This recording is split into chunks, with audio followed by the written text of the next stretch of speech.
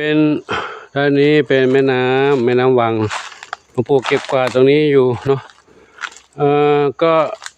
เอาตะข่ายมาขึงไว้ที่นี่แต่ตอนนี้ตะข่ายนี้โดนงูเหลือมเข้ามากวนติดไปแล้ว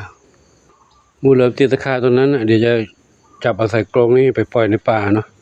ไม่รู้จะจับได้ไหมคนเดียวเนี่ยโอ้เจ้าเหลือมเอ้ยเจ้าเหลือมติดตะข่ายนะดีว่าถ้ามีตะข่ายกันไว้เนาะแต่เขาคงจะมาบ่อยแล้วเนี่ยมาบ่อยมากินไก่กินแมวแต่ครั้งนี้เขาติดตะข่ายซะก่อนเนาะก็เลยไม่ได้กินแมวไม่ได้กินไก่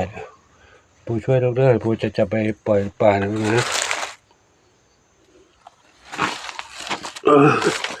จับคนเดียวได้ป่ะไม่รู้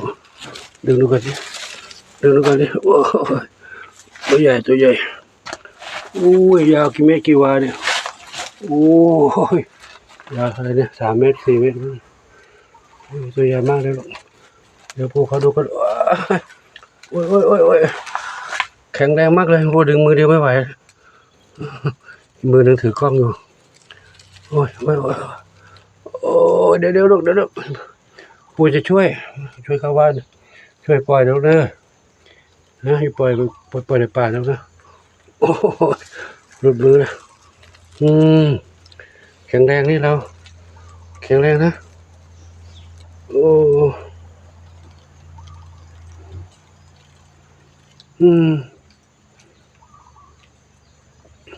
ทำไงนะเราต้องตั้งกล้องเลย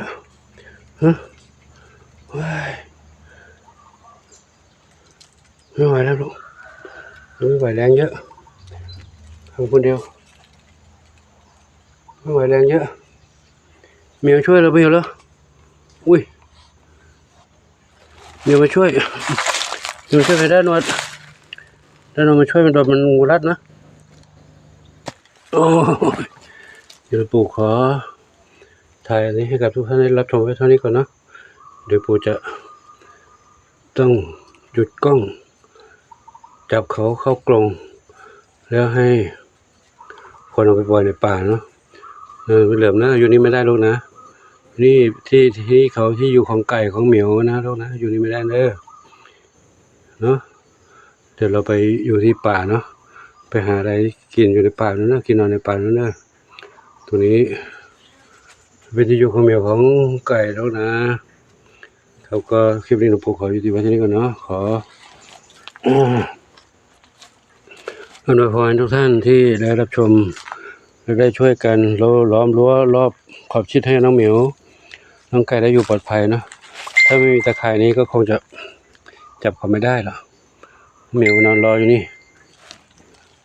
พี่นวดรองูเหลือมละงูเหลือมมารักเหมียวนะชอบกอดเหมียวเลยแหละ